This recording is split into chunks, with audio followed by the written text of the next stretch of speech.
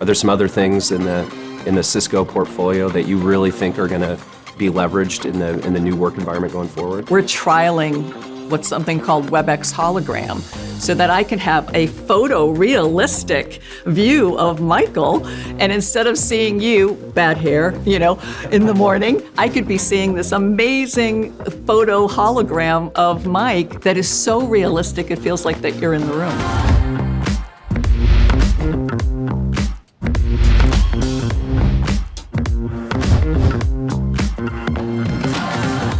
Welcome to Taking Care of Business. I'm Mike Katz, president of the T-Mobile Business Group.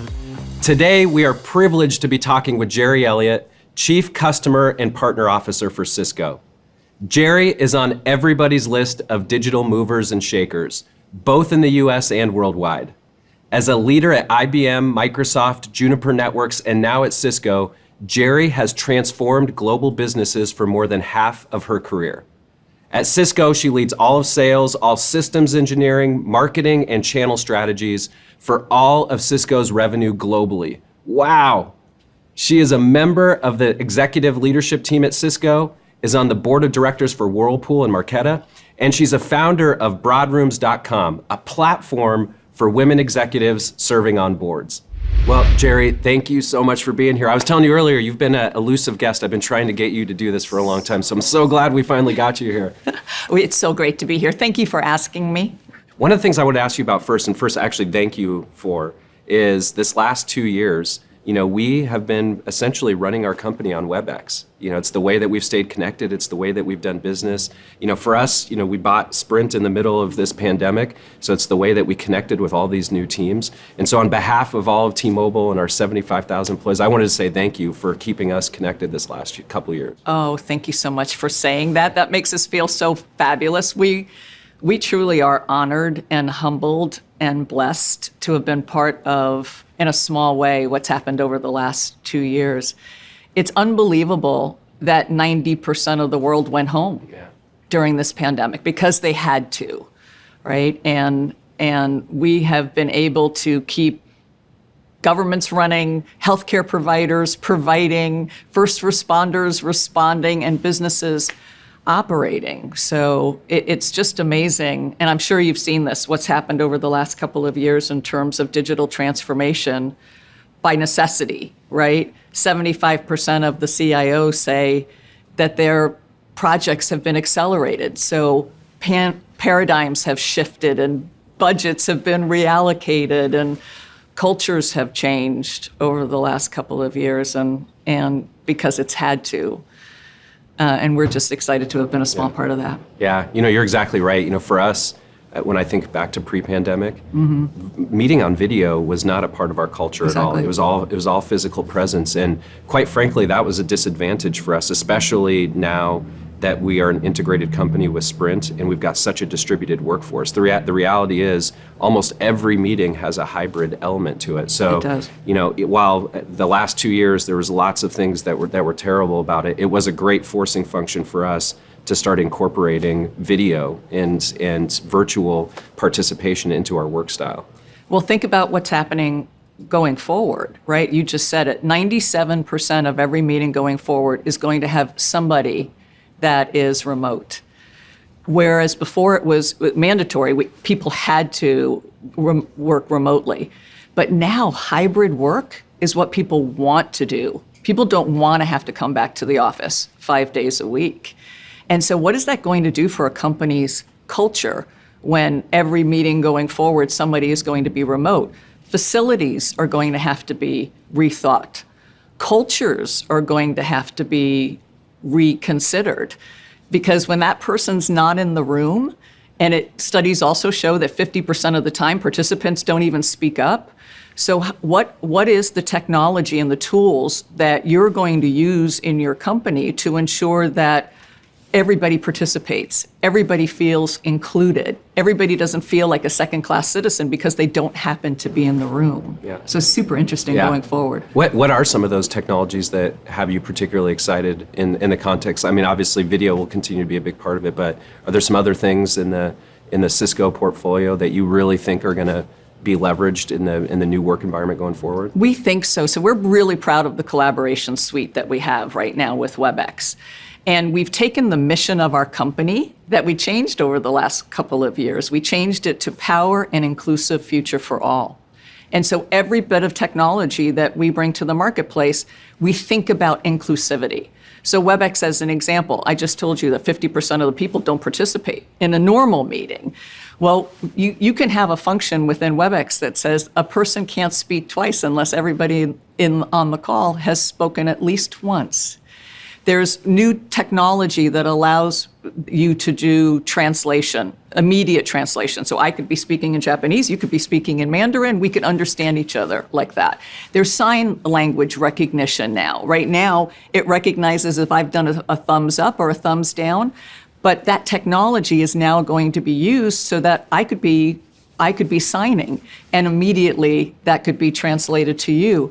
And you think about, well, wow, that makes everybody equal and equal participants in the room. So I love the technology that's coming out right now from a WebEx perspective, but there's so much more coming. Virtual reality is another one. We're trialing what's something called WebEx hologram, so that I can have a photorealistic view of Michael, and instead of seeing you, bad hair, in the morning, I could be seeing this amazing photo hologram of Mike that is so realistic it feels like that you're in the room. That's both amazing and scary, I think. A little creepy, Yeah. I know. Thank you. This is going to sound like a shameless plug, but when you talk about those kind of things like instantaneous language translation or holograms, how do some of those technologies start to intersect with some of the big new technologies that are emerging like 5G? Well, we need you and your capabilities to be able to enable that type of technology at the edge. That's why I'm so excited about what T-Mo's doing and the capabilities that you have, whether that is from a collaboration perspective or from an IoT perspective. When you think about how much bandwidth is needed in healthcare, in education, during the pandemic, 1.2 billion kids went home and did hybrid education or virtual education. We can't do that without the capabilities that you can provide with your technology. And the intersection now of 5G and Wi-Fi 6, that huge capability that's coming is going to be a game changer for several different industries, whether that is transportation or utility or education or gaming, as an example. It's just going to drive more and more capacity to the edge. So we're thrilled with the capabilities you can bring to the market. Yeah. When you're talking to CIOs about some of these kinds of technologies, whether it's Wi-Fi 6, 5G, some of the applications that you all are developing that leverage the capabilities of those, if you're a CIO, how should they be thinking about these technologies? What are some of the things that you think are critical as they're doing their long-term technology planning that they need to know and need to be thinking about on how these technologies integrate into their business? It doesn't matter what customer call I make, we always end up talking about 4 areas. Right now, it is key that customers are optimizing their application experience. It used to be that the application was an extension of someone's brand. Right now, the app is the brand. That's what people see day in and day out. And having that app be optimized for performance, for an experience that customers want, the end users want, is incredibly important. So we always end up talking about what does that mean from a visibility perspective, from an observability perspective. Where are the bottlenecks? Is it the network? Is it on the edge? Is it back in the data center? Where is that exactly? And our capabilities help you do that, all the way from the bare metal, all the way up through the application itself. So we always talk about that. We end up talking about security. Cybersecurity is up 600% in the last several years. And end-to-end security means everything. When we sent everyone home because we had to, the threat landscape became so much broader. And so end-to-end security from the cloud to the data center to the edge is incredibly important. Then, of course, there's hybrid work. And hybrid work isn't just about the collaboration tool. It's just what we were talking about, right? It's the facilities, it's IoT, it's the culture of the company. It's everything now, all aspects of the company, HR, the IT organization, the go-to-market organization has to think about what that means now from a hybrid work perspective. And lastly, if you're going to do all those other three, you have to think about your infrastructure. Does your infrastructure have the capacity, the capability, the technology to enable that? So we always end up talking about those 4 areas of the business that, quite frankly, the pandemic accelerated in terms of digital transformation. And now it's just, now can you be ready for the future? Yeah. When you meet with CIOs that are getting it right, meeting those challenges, what are some of the common things that you see in terms of how they're prioritizing across those 4 things? Because all four of those can be monster projects and initiatives in and of themselves. But if you can think of some of the called best in class or the CIOs that are just really getting it right, what are some of the common things that you're seeing from them? Well, I don't think you can do one versus the other. I think you have to look at all 4, but I think it starts with the app. I think it starts with the experience that your customers see, your partners see, and your employees see. And then you work back from there to say, am I delivering the most secure, productive capabilities that I possibly can? And that's why those 4 things, a good CIO has to think about all 4 of those. I want to shift a little bit and talk about you and you as a leader. You've had just an incredible career across some of the biggest, most iconic companies in the world. And one of the things I'd love to hear from you is what are some of the things that you think about or have been important principles for you as a leader and now as one of the most senior technology leaders in the country? Well, thank you for the kind words, but you said the operative word for me, and that's principle. I always believe that you have to start with a set of principles that are your true north in terms of where you want to go as a leader. And for me, very early in my career, I had decided that I wanted to be authentic. What you see is what you get. I remember a meeting with my first line manager very early. I was just an account manager at the time. And we had a really, really tough customer call. And we were leaving the customer call. We got everything that we wanted. Customer was happy, we were happy. And at the end of the customer call, as we were debriefing afterwards, she said to me, you're going to have to change your personality. And I said, what do you mean? And she said, you were too nice. You were too nice and you were too feminine. And 100 years ago, Mike, when I started in this business, I was wearing suits and ties. I had the little skinny tie that everybody wore. And I thought to myself, are you kidding me? I can't change who I am. If I want to be kind and I want to be feminine, I'm going to have to figure out a way to be successful. And so principle number 1 for me early on was to be who I was, the best version of myself. I continue to learn. I continue to unlearn, which I think is just an important characteristic as well. But for me, being authentic and being true to who I was as a leader was first and foremost, and it's helped me be successful all these years. Something that you just said that really resonates with me is the learning and unlearning, because I feel like as leaders, one of the worst things that you can do, worst leadership, the mistakes that you can make is stop learning and think that you know everything. But I think learning takes a lot of self-awareness. You have to be comfortable and vulnerable that maybe you're not great at everything, which I think is hard for some leaders to What? do. Yeah, You're not? Believe it or not. So as you think about that, as you think about self-awareness and really kind of reflecting on yourself, on the things that you're good at and not good at, how's that affected both how you prioritize learning, but also maybe in the way that you construct teams? Because I've always found that if you don't know what you're good and not good at, it makes it really difficult for you to build a team that complements your skill set. I completely agree. Look, you have to be authentic, you have to be humble, you have to be kind, and you have to know what your superpower is. And everybody has one. A manager said to me once when I was considering whether I wanted to change careers, come out of go-to-market and go do something else. And I did broaden in during a particular stage of my career. And he said to me, but you know what your fastball is, right? I said, what do you mean? What's a fastball? I'm not sure I understand. And he said, there's something everybody has that's your superpower. It's your fastball that you get to throw. And yours happens to be go to market, sales and marketing and services, et cetera. And that, it resonated with me because it made me feel confident that, yeah, you're right. I love that. It is my superpower.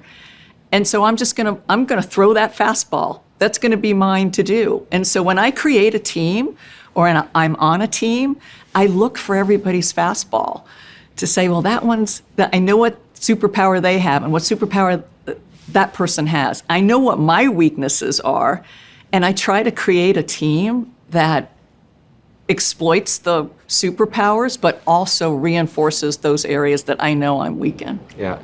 How have, it from IBM to Juniper to Cisco, like how have you evolved yourself as a leader with all of these experiences that you've had at these companies and managing different teams and different kinds of teams? Well, I'll say I always thought of my career in 3 areas. The first part of my career, the first third, I'd say, was doing things that I was supposed to do. And I started my career at IBM, and it was very regimented. So you do this, and then you do this, and then you do that. And it was just learning as much as I can and getting the basics. The second third of my career were taking risks, taking chances, going into areas of the business that I knew nothing about, but that I wanted to learn. Or areas of the world. I moved to Tokyo for 2 years to run a piece of IBM's business in Asia Pacific. That was incredibly rewarding. Being a female gaijin with a guy's name and a senior title from a blue chip company, living in Japan, that was amazing. The last third of my career has been all about heart and mind together. Going with companies where our values aligned with mine, right? IBM, Microsoft, Juniper, now Cisco. Things that I'm passionate about. That's why I love that our mission is powering an inclusive future for all. That resonates with me. There's so much inequality out there that it's important that we do something about it and make an impact. So that's how I've thought about the career. I want to ask you about the risk taking that you said, because I imagine packing up and moving to Asia had to be scary. It was. And one of the things that I've always found in my own career is the opportunities that I had that scared me the most were the ones that I got the most out of. And I don't know if you feel the same way, or as you've thought about some of these different opportunities you've taken, how much of it was scary and felt like a big risk, but really paid off for you in the end? I think I can attribute that to Sheryl Sandberg, who said you have to do something every single day that terrifies you. I think you're absolutely right. And I've had 7 life-changing promotions in my career. And every single one of them, I was absolutely petrified and didn't know what I was doing. But I felt like, again, if I stood with my principles, adhered to my principles of being who I was, being authentic, being kind, being humble, knowing what I could do and what I couldn't do, that I'd be able to move forward. And so it's worked for me. Yeah. I know you're a huge advocate for women's leadership. And I talked at the top about what you've done with Broadroom.com. Can you talk just a little bit about what that is, why it was important for you to start it, and what the mission for the group? I appreciate that. So, when I started in tech over 40 years ago, my first line, my second line, and my third line managers were all women.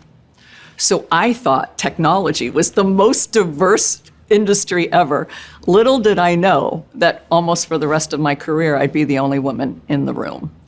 And so it's always been a passion of mine to make sure that I gave back, that I reached behind me and brought women forward and paid it forward for those women that helped me early in my career. One of the areas was around joining a corporate board. And 70% of corporate board directors are sourced from other directors. So it was a pretty incestuous circle of directors, and I couldn't figure out how to tap into that. And I thought if I just told my 5 best girlfriends who were all corporate board directors that I wanted to be on a board, that it would come like that. And I realized it didn't, that I had to work at it. And so I put a plan together on developing a network, educating myself, realizing what true value proposition I could offer a board of directors. And when I finally cracked into it and got my first 2 corporate boards within a week's time, Fortune asked me to write an article about what I did.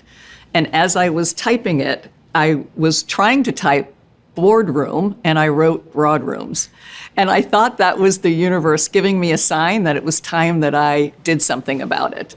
And that's what I did. I created a website that was a one-stop shopping for women who didn't know what to do, didn't know what educational opportunities there were out there, or recruiters that could help them, or membership organizations that could also help. So it was a one-stop shopping. And Broadrooms is now incorporated in EWOB, Executive Women on Boards. And so I'm really proud to send it their way and let them incorporate it into their own resources. Yeah. That's wonderful. I want to come back to that in a second, but I want to ask you one more just kind of general women's leadership question. As people are thinking about constructing a team and bringing leaders onto their team, and really want to ensure that they have equity across their team, what are some things that you've seen, that traits that maybe are just more inherent in women that can help them have unique success in technology and in sales? Well, don't be afraid of technology. I was a political science major. I know you were a sociology major as well. And so think about the broader disciplines associated with this industry that you and I both love. There's sales, there's engineering, there's HR, there's legal, right? There's a role to play for women who aren't in STEM, but want to be in technology itself. And there's absolutely, you asked about traits, there's nothing that we can't do in any particular industry. So just know what your superpower is and lead with that and exploit it. Yeah. What's that experience been like for you as a director versus being in big management roles at companies? Are there things that surprised you, things that you've learned that have been unique from that experience? It's amazing to see a business from a different altitude. When you sit on a board of directors, it's a completely different set of skill sets that may have made you successful as an operating exec. And every board of directors wants to know one thing about Mike or Jerry. Can they make the leap from being an operating exec to a corporate board director? And so I was lucky. I had either attended or presented at my own board of directors for probably the last 15 years of my career. And I always say I wear a different hat. When I walk into a boardroom, I take off my operating hat and I put on my director hat. My job as a director is to be noses in and fingers out. It's not to do, it's to advise, it's to coach, it's to probe. So it's a different skill set and a different altitude to see that business, and hopefully use the things that I've learned over the last 40 years to help that business be successful. Is there anything that you've taken from that's helped you in your operating roles? 100%. I wish I didn't know this when I was an operating executive, interacting with my board, and I thought that the board was almost like this blob, girls' soccer team that always just kind of, you think of them as a group, you don't think of them as individuals. And it wasn't until I was on a board that I realized the skill sets of people that are sitting on that board of directors. Why didn't I use them to my advantage? Why didn't I reach out to them individually and ask for their coaching and counseling? I do now, but I wish I had known that when I was an operating exec. Yeah, that's a great piece of advice. We typically end these interviews with some rapid fire questions. I don't know if you're up for those. Okay, I think I am. All right. So, what is your favorite TV show right now? Ted Lasso. Ted Lasso. That's like everybody's favorite TV show. What about your favorite Ted Lasso quote? Be a goldfish. I think he stole that from me. I'm sorry. Goldfish have 10-second memories. And that's why they can be in a bowl going, nice castle, nice castle, nice castle. You got to forget your mistakes and just be the happiest person on the planet, like a goldfish. Yeah. Isn't it great that there's a show that's like just oozing and positive. I love it. It's like it feels like so unique right now. I love that show too. It's the holidays coming up. What's your favorite way to spend holidays? Christmas morning, we have 73 neighbors and friends that come to our house for waffles and mimosas, and you have to come dressed in pajamas, and you have to play a special game that we force you to play. So Christmas morning. And it's just like, is the game predetermined or just? Oh yeah, it's the same game every right, year. Okay. Yeah. You said mimosas, but when you're thinking of holiday-specific drinks, are you toddy or eggnog? Neither, man. It's got to be hot chocolate with a lot of whipped cream. What is the first thing that you do when you wake up? I am obsessed with this game called Spelling Bee. Do you know it? No. New York Times. I'm part of the Hive, which is this game that you have to play every morning. Board changes at midnight Pacific time, and it's the first thing I do when I wake up. I gotta play Spelling Bee. And you actually have to spell words? You have to spell words, and they're different levels of accomplishment. So the goal is to get to genius level every single day. And if you get every word on that board, you're queen bee. Yeah, that's probably why I haven't played it. My kids actually make fun of me when they bring their spelling words home, and then they quiz me on them and think it's really funny that I can't get any of them right.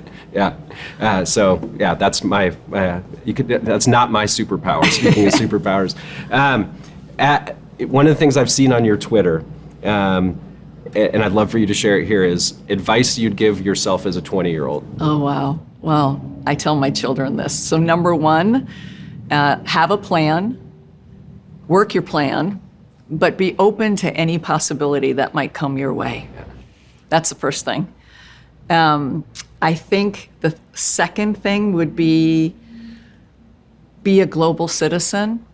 Truly explore the world, because it's important that we all power an inclusive future for all. So be part of the solution. Yeah, those are both amazing. I love the first piece of advice because I mean, maybe it's a generational thing, but I see with my own kids and with kids that are their age, they like have such a structured plan for themselves, and sometimes it's to their own detriment. And so I love the idea of have a plan, but be flexible with it. I think it's just great advice. One last really important one. You worked with my supervisor at Microsoft.